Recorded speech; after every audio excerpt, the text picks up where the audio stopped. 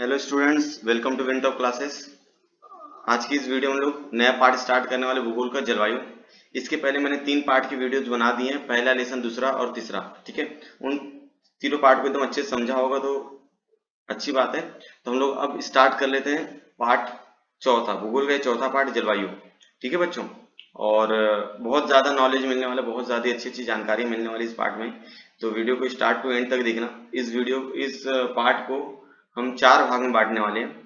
पहले भारत और इस पार्ट में हम लोग भारत और ब्राजील की जलवायु के तुलनात्मक अध्ययन करने वाले कि भारत और ब्राजील की जलवायु में क्या क्या समानता है और क्या क्या अंतर है। मतलब कौन कौन सी चीजों में भारत और ब्राजील की जलवायु समानता दर्शाती है और कौन सी चीजों में भारत और जलवायु की समानता अलग है। ठीक है, मीन्स कौन सी हवाएं हैं जो ब्राजील में वर्षा होने में मदद करती है और कौन कौन सी हवाएं हैं जो भारत में वर्षा होने के लिए मदद करती है। तो इस पार्ट में हम लोग को यही देखना है। तो 4 भाग में बांटा गया है पार्ट को, तो एकदम अच्छे से देखिएगा। ये पहला पार्ट है। तो इस पार्ट में हम लोग स्टार्ट करने वाले हैं जलवायु। सबसे पहले हम देखेंगे ब्राजील की जलवायु। ठीक है स्टूडेंट, तो एकदम अच्छे समझते जाइएगा। अगर बात आती जलवायु की, किसकी, जलवायु की, तो सबसे पहले हमको समझ में आना चाहिए कि जलवायु क्या होता है। ठीक है, तो मैं आपको बता दूं, किसी भी स्थान पर वातावरण की दशा, किसी भी स्थान पर वातावरण की दशा को दर्शाना, मतलब क्या कहा जाएगा, उसको जलवायु कहा जाएगा। मतलब किसी स्थान का वातावरण कैसा है उसे जलवायु कहा जाएगा। गर्म है, ठंडा है, वर्षा हो रही है, तो उसे क्या कहा जाएगा, जलवायु कहा जाएगा। किसी भी स्थान की वातावरण को जलवायु कहा जाता है। देखो बच्चों, कभी कभी आपके दिमाग में मैंने जलवायु और मौसम को लेकर कंफ्यूजन आता है कि जलवायु और मौसम दोनों एक ही है क्या। हाँ, दोनों एक दूसरे से थोड़ा बहुत मिलते तो हैं, लेकिन जलवायु जो है वह किसी बड़े स्थान पर और लंबे समय तक के लिए बताया जाता है, जबकि जो मौसम है किसी छोटे स्थान पर और उसकी जो समय होता है वो बहुत कम होता है। जैसे गर्मी का महीना 4 महीने का है, तो ये क्या होगी, इसकी जलवायु हो गई। लेकिन उसका तापमान रोज बदली हो रहा है, ये क्या हो जाएगा, उसका मौसम हो जाएगा। ठीक है, तो जलवायु जो होता है वो लंबे समय के लिए, लंबे और बड़े भूभाग के लिए बताया जाता है, और जो मौसम है उसका समय क्या होता है, कम होता है और कम भूभाग के लिए बताया जाता है। ठीक है बच्चों, तो यहाँ पर हमको पहले इस पार्ट को स्टार्ट करने से पहले मैं 2-4 चीजें बता देता हूँ, पहले उसको समझ लीजिए। एक पृथ्वी दिख रहा है, पृथ्वी के अंदर बहुत सारी जानकारी दी गई है। मैं इसको एकदम अच्छे से एक्सप्लेन करता हूँ, पहले समझा देता हूँ। ये हमारी कर्क रेखा है। ठीक है, तो 3 प्रकार की रेखा होती है, कर्क रेखा, विषुवत रेखा और मकर रेखा। ये विषुवत रेखा को भूमध्य रेखा भी कहा जाता है। क्या कहा जाता है, भूमध्य रेखा भी कहा जाता है। और यहाँ पर उत्तरी शीत कटिबंधीय है, मतलब अब मैं धीरे धीरे सबके बारे में बता दूंगा। जो इलाका, जो भी देश कर्क रेखा और मकर रेखा के बीच में आएंगे, ध्यान सुनते जाना स्टूडेंट, जो भी देश कर्क रेखा और मकर रेखा के बीच में आएंगे वहां का जो तापमान रहेगा वह बहुत ज्यादा रहेगा। ठीक है, वहां का तापमान क्या रहेगा, बहुत ज्यादा रहेगा। इसलिए भारत का जो दक्षिणी इलाका है, तमिलनाडु हो गया, केरला हो गया, ठीक है, कर्नाटक हो गया, यहाँ का तापमान बहुत ज्यादा, क्योंकि वो क्या होते हैं, वो उष्ण कटिबंधीय इलाके में आते हैं। जब आप दूसरा पार्ट आप अच्छे से देखोगे ना, तो आपको मालूम पड़ेगा हमारा भारत जो है यहाँ पर है, तो भारत का आधा इलाका बोल सकते हैं जो है वो कर्क रेखा के नीचे, मतलब उष्ण कटिबंधीय इलाके में आ जाता है, तो वहां गर्मी ज्यादा है और वहां का तापमान क्या होता है, बहुत ज्यादा होता है, उष्ण कटिबंधीय इलाका हो जाता है। और जबकि ब्राजील देखेंगे तो ब्राजील हमको यहाँ पर मिलेगा। तो ब्राजील का जो उत्तरी इलाका है, जो ऊपर का इलाका है, वह उष्ण कटिबंधीय इलाके में आता है। इसलिए ब्राजील का जो अधिकांश भाग है वह, वहां पर तापमान क्या होता है, बहुत अधिक होता है। और बच्चों जैसे जैसे हम लोग कर्क रेखा से ऊपर जाएंगे या मकर रेखा से नीचे जाएंगे, कर्क रेखा को ऊपर जाना मतलब उत्तर की दिशा में जाना, और मकर रेखा के नीचे जाना मतलब दक्षिण की दिशा में जाना। और जैसे जैसे हम लोग ऊपर या नीचे जाएंगे वैसे वैसे तापमान क्या होगा, उसका कम होते जाएगा। अंत में अगर ऊपर जाएंगे तो उत्तरी शीत कटिबंध, यहाँ पर क्या होगा, उस पूरा बर्फीला इलाका या ठंडी वाला इलाका रहेगा। और दक्षिण शीत कटिबंध, यहाँ पर भी क्या रहेगा, तापमान बहुत कम रहेगा। तो आप लोग देख रहे हो विषुवत जो 0 डिग्री है, तो ये क्यों, अच्छा तापमान यहाँ पर क्यों ज्यादा होता है, अगर मान लेते हैं यहाँ पर क्या सूरज है, तो सूरज का जो तापमान रहेगा वह सीधे सीधे इसके ऊपर क्या होता है, लंब गिरता है। सूरज का तापमान पूरा पूरा इससे पृथ्वी पर क्या करता है, लंब गिर जाता है, जिसकी वजह से यहाँ पर सूर्य की रोशनी जो होती है वो बहुत ज्यादा आती है, और यहाँ पर क्या होता है, उष्ण कटिबंधीय इलाका तैयार हो जाता है। और जब ऊपर की तरफ जाता है तो उसका जो सूर्य प्रकाश है वो फैल जाता है, इसलिए यहाँ पर जो तापमान है वो उतना नहीं होता है। ठीक है बच्चों, ये याद रहेगा आप लोग को। चलो फिर हम लोग अभी देख लेते हैं, तो आपको ये समझ में आ गया कि कौन से भाग का तापमान कितना रहने वाला है। ठीक है, अब आगे देख लेते हैं।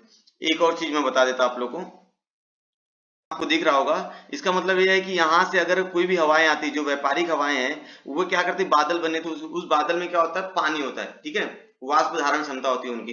अब जब जब उन लोग नीचे होते हैं तो उनको वाष्प धारण क्षमता अधिक होती है, जैसे जैसे वो ऊपर की तरफ जाएंगे तो ये जो पहाड़ है, इस पहाड़ की ऊंचाई बहुत ज्यादा है, पहाड़ की ऊंचाई बहुत ज्यादा होने की उस बादल का वाष्प धारण क्षमता क्या हो जाएगी बच्चों, कम हो जाएगी। और वाष्प धारण क्षमता कम हो जाएगी तो उस बादल में जो पानी है, जो वर्षा है, वह क्या हो जाएगा, इसी इलाके में ज्यादा हो जाएगा, ठीक है, यहाँ पर ज्यादा हो जाएगा, क्योंकि उसके अंदर उसको इतना ज्यादा ताकत नहीं है कि वो पानी को ऊपर उठ जाए, क्योंकि बादल को यहाँ पर ऊपर उठना पड़ेगा ना, बादल को यहाँ से ऊपर उठना पड़ेगा, तो उसकी वाष्प धारण क्षमता क्या हो जाएगी, कम हो जाएगा, और जिसकी वजह से यहाँ पर पूरा बहुत ज्यादा बारिश हो जाएगी, हैवी रेन बोला गया है, जिसको प्रतिरोधी प्रकार की वर्षा, कौन से प्रकार की वर्षा, प्रतिरोधी प्रकार की वर्षा होती है, बहुत ज्यादा बारिश होती है। और जब बादल इस तरफ पहुंचता है तो उस बादल में वाष्प की मात्रा क्या होती है, बहुत कम होती है, ठीक है ना, क्योंकि ये पूरा पार करके आया है ना, तो उसको बहुत मेहनत करना पड़ता है यहाँ तक आने के लिए, तो उसकी जो वाष्प धारण क्षमता होती है वो बहुत कम हो जाती है।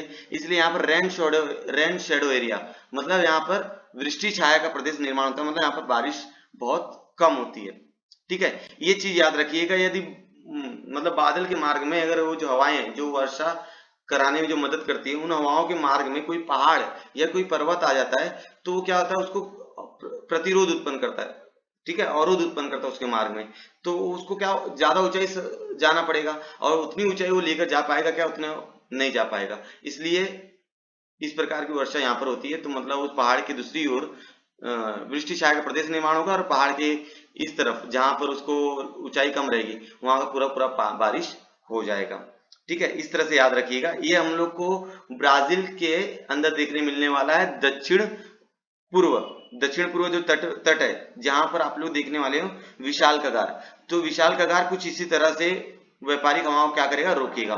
चलो अब हम लोग अपने टॉपिक पे आ जाते हैं, ठीक है बच्चों, यहाँ तो समझ में आ गया आप लोगों को। अब देख लेते बच्चों यहाँ पर कि मानचित्र की समताप रेखाओं पर विचार कीजिए, ये तो हो गया। चलो अब देख लो यहाँ पर, ये दिख रहा है आपको, ये ब्राजील उच्च भूमि है, ठीक है, ये क्या है, पहले वाला जो डायग्राम बताया था वो पहाड़ वाला, तो वो कुछ इसी तरह था, जैसे यहाँ पर विशाल कगार है तो यहाँ से जो व्यापारिक हवाएं आएंगी, देखो जो ब्राजील है, ब्राजील में जो वर्षा कराने वाली हवाएं, उन हवाओं का नाम व्यापारिक हवाएं, तो दो तरह से हवाएं आती है, एक उत्तर पूर्व, दिख रहा है आपको, ये तीर का निशान दिख रहा होगा, ये उत्तर पूर्व व्यापारिक हवाएं हैं, और ये दक्षिण पूर्व व्यापारिक हवाएं हैं। जब दक्षिण पूर्व व्यापारिक हवाएं, ये दिख रहा है आपको, ब्राजील उच्च भूमि, पराग्वे पराना नदी का मैदान, अमेजन नदी का मैदान, और गुवेना उच्च भूमि, तो ये जो आकृति है वो कुछ इस तरह से होगी, यहां से लेकर यहां तक इस तरह से इस आड़ी में जाएगी, ठीक है, तिरछे में, तो इस तरह से रेखा दिखाई गई है, इस तरह से डायग्राम दिखाया गया है। तो अगर हम लोग बात करें दक्षिण पूर्व में नीचे की तरफ, जो व्यापारिक हवाएं हैं वो विशाल कगार द्वारा क्या होती है, रोक ली जाती है, ठीक है, विशाल कगार क्या करेगा, उन बादलों को क्या करेगा, वहां पर रोक लेगा, और वहां पर जो बारिश है वो पूरा पूरा बारिश यहाँ पर ज्यादा हो जाएगा। और जब हवाएं पार विशाल कगार को पार करेंगी तो दिख रहा है आपको लाइन नीचे जा रही है, तो यहाँ पर वर्षा की मात्रा क्या हो रही है, कम हो रही है, ठीक है बच्चों, वर्षा की मात्रा क्या हो रही है, कम, क्योंकि पूरा पानी जो है यहीं पर, बारिश पूरी वर्षा यहीं पर हो गई है, तो यहाँ पर बारिश बहुत कम होगी, यहाँ पर बनेगा वृष्टि छाया का प्रदेश, क्या बनेगा बच्चों, वृष्टि छाया का प्रदेश बनेगा। और जैसे जैसे जैसे जैसे ऊंचाई यहाँ पर कम हो रही है, देखो दिख रहा है आपको, अमेजन नदी का मैदान, पराग्वे पराना नदी का मैदान, यहाँ पर जैसे जैसे जैसे जैसे ऊंचाई कम होगी वैसे वैसे वर्षा की मात्रा क्या हो रही है, देखो बच्चों, बढ़ रही है, और अंत में जाके गुवेना उच्च भूमि, गुवेना उच्च भूमि मतलब ये देखो एंडीज पर्वत है, दिख रहा है, ये गुवेना उच्च भूमि मतलब एंडीज पर्वत, कहां पर, पेरू देश में एंडीज पर्वत है, वहां की ऊंचाई है, तो वहां पर भी बारिश क्या हो जाएगी, कम हो जाएगी, मतलब इसके इस तरफ बारिश नहीं होगी, क्यों, क्योंकि यहाँ पर वृष्टि छाया का प्रदेश निर्माण होगा, और यहाँ पर जो बादल रहेंगे उनकी वाष्प धारण क्षमता क्या हो जाएगी बच्चों, कम हो जाएगी, ठीक है, यहाँ तक समझ में आएगा स्टूडेंट, ठीक है, यहाँ पर आप लोग एकदम अच्छे से देख सकते हो। अब यहाँ पर आ जाओ, ये व्यापारिक हवाओं के बारे में मैंने बता दिया कि उत्तर पूर्व और दक्षिण पूर्व से व्यापारिक हवाएं आती है। और अगर बात करें तो ये देखो, ये ब्राजील की रेखा है, कौन सी रेखा है, ये कर्क रेखा, ऊपर दिख रहा है 0, ये कर्क रेखा है, और नीचे 23 अंश 30 सेकंड, ठीक है, ये क्या है, उसका मकर रेखा, क्या है, मकर रेखा, तो कर्क रेखा और मकर रेखा के बीच में जो ब्राजील वाला स्थान आ रहा है, वहां का तापमान देखो कितना बढ़ रहा है, 18 से, देखो नीचे 18 से लेकर 28, 18 से 28, ये क्या है, इसकी तापमान श्रेणी है। मतलब कम से कम तापमान जो रहेगा वो 28 रहेगा, और ज्यादा से ज्यादा तापमान कितना रहेगा, सॉरी, कम से कम तापमान 18 रहेगा, और ज्यादा से ज्यादा तापमान वहां पर कितना रहेगा बच्चों, 28।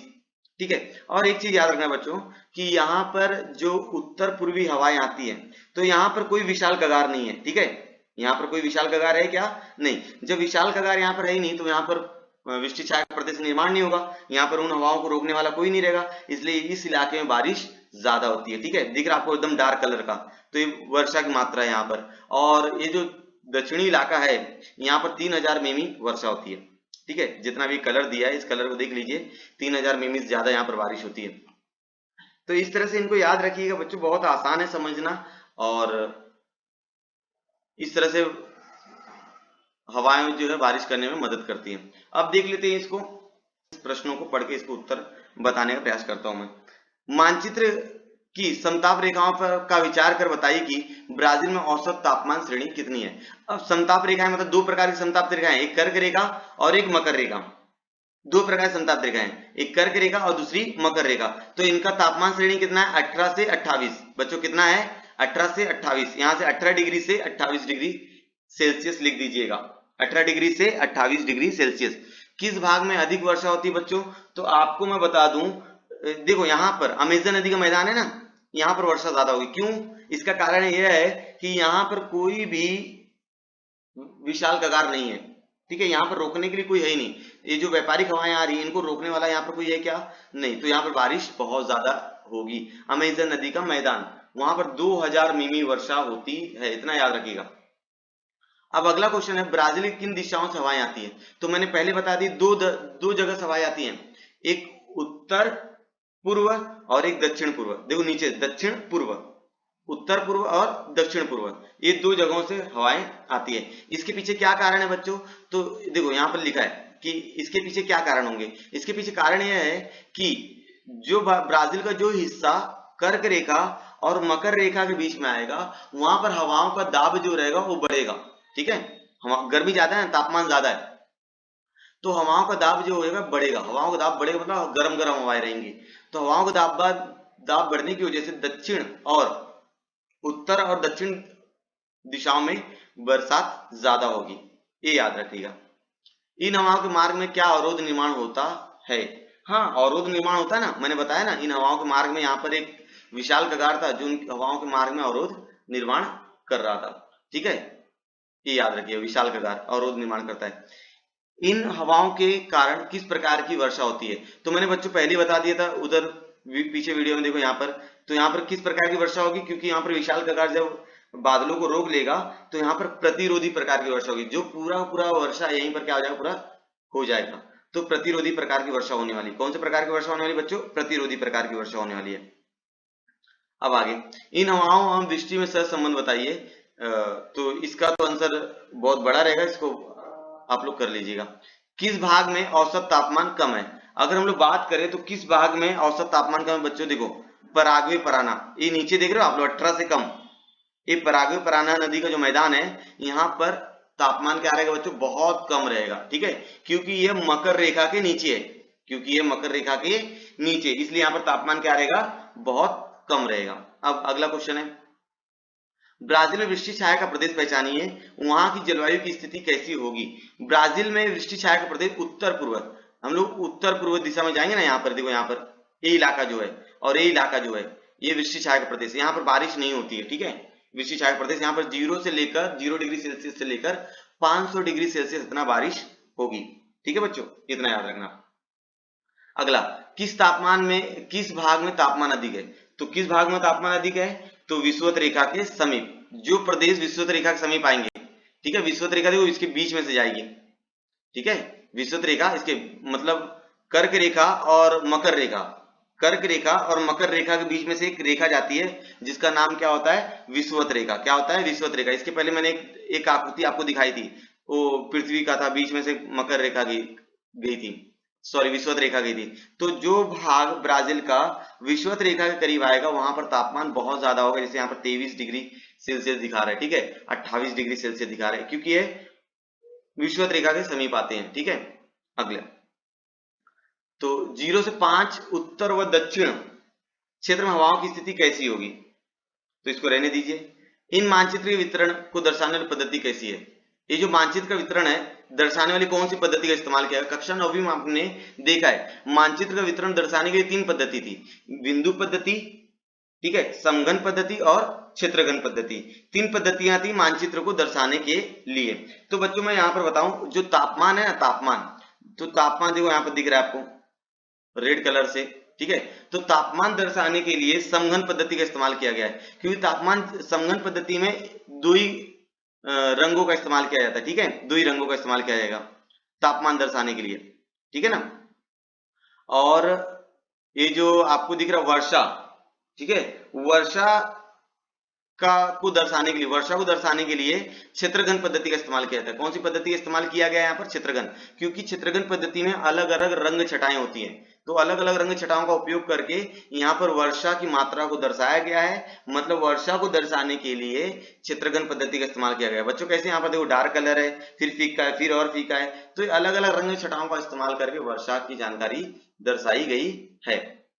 तो बच्चों यहां तक आपको समझ में आ गया होगा, ठीक है। ये क्या था, ब्राजील की जलवायु, ठीक है, ब्राजील की जलवायु पर असर डालने के लिए कर्क रेखा, विषुवत रेखा और मकर रेखा, ये रेखाएं हैं, और व्यापारिक हवाएं। और सबसे इंपॉर्टेंट चीज जो नीचे दिखा ना आप लोग को, यहाँ पर क्या था, विशाल कगार। ये विशाल कगार यहाँ पर विशिष्ट छाया का प्रदेश निर्माण करने में मदद करता है उत्तर पूर्वी इलाके में।